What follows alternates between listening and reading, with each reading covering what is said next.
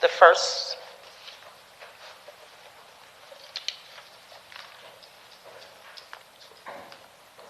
in taking up the agenda to public comment, the board encourages and welcomes comments and input from our community, but we cannot respond or deliberate on any subject that is not included on the posted agenda.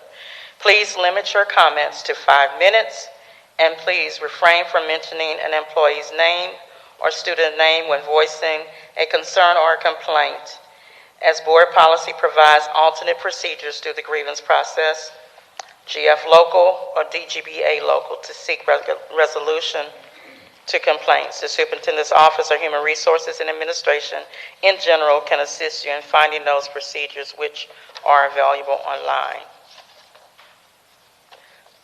The first person signed up is Mr. Damon Barone for item number 5, item number 6, and item number 7.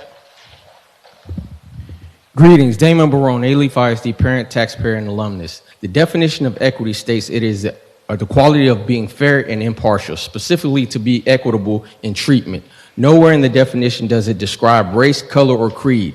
Yet, since the November 15, 2021 swearing in of the current school board, you all have spent more time publicly talking about procurement, specifically your definition of equity in the district's procurement process, which has been subjugated to mean black versus white vendors, black female vendors versus white male vendors, with a hint of Hispanic and Asian vendors sprinkled within.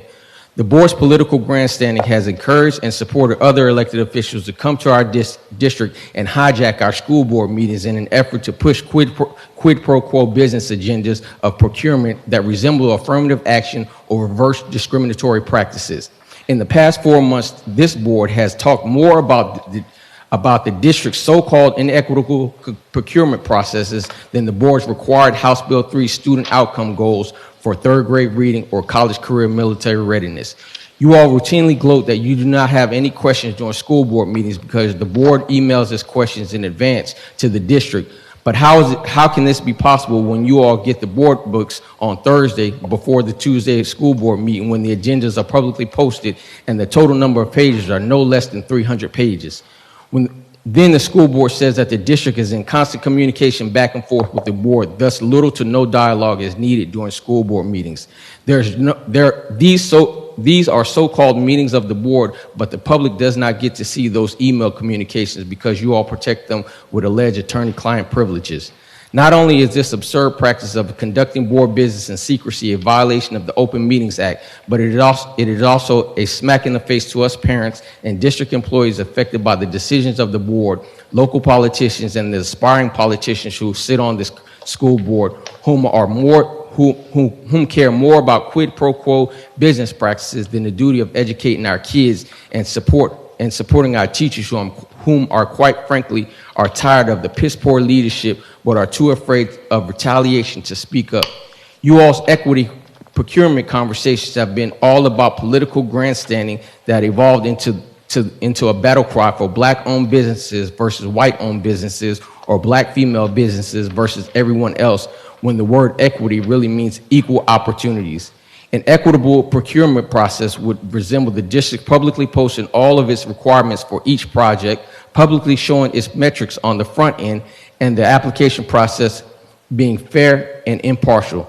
Although A-Leaf ISD's current procurement process absolutely is not the best, reverse discrimination does not make this process fair, nor does it redefine the definition of equity. Several times over the last 2 years, Charles Woods and Coach H.C. Chambers has told this board, if you all do... Mr. Barone, excuse me, you were asked not to mention employee names. Please stop my time. 2 years, Charles Woods and Coach H.C. Chambers has told Point of order. Point of order. All do not... Point of order. Mr. Barone, you were asked. He is not able to call names nor call people outside of his names. There is no I asked policy. Madam President that if he continues to do so, that he will be taken There is down no from the policy stating that I cannot say names. That is a preference by the You are board. Trustee Patrick, one moment, please. As board president, I'm asking you, Mr. Barone. You can ask me all you want. I've asked and I made a request, and your time will be up. It's not in board policy. Your time will be up, I will sir. continue. Thank you. have told the board, if you all do not like the equity policy, then you all should rewrite the policy instead of the board's policy committee. Instead, the board's policy committee focused on writing a policy to terminate teachers 10 days before the end of the school year. How is the school board complaining about the procurement process when you all are the ones approving every district contract? Maybe you all should stop voting yes or stop abstaining from voting or vote no to approving items that you all clearly do not agree with.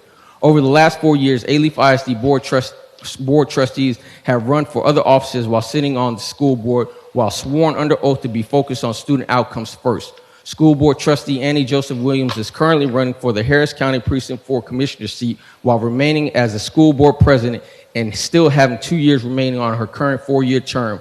She also previously ran for the Houston Community College School Board seat in 2013 while sitting on this board. School Board Trustee School Board Secretary Dr. Lily Trung is currently running for the state rep seat for District 149 for a second time while sitting on this school board. She also previously ran for the 2020 seat while serving on this board. Former school board trustee John Nguyen ran for the Houston City Council District F seat in 2019 while sitting on this board. Trustee Harvey Trong was sworn into office on November 15, 2021 and resigned from office and turned in his resignation on January 11, 2022. He had only served 57 days in office, and 33 of those days were district holidays and weekends. Coach H.G. Chambers has recently applied for every open superintendent position in the state of Texas, and currently as the last Houston Independent School District Mr. Barone, hiring process. your time is up. Not to mention Thank applied you. for the Texas Education Agency's commissioner's position, all during his 11-year tenure here in Alief. The board, including H.G. Chambers, Let the record show that Mr. Barone insists on continuing while the time is up on the clock. With one foot in the district and the rest of their hearts and minds focused on their next political moves outside of their district duties and sworn responsibilities. I'm going to ask that the mic be muted at this point. I'm requesting that Mr. Barone's mic be muted at this point. There is no policy stating that I am cannot say requesting, as the board president of this room, that the microphone be muted. Thank you. Could we have security in this place, please? Remove this man from the podium.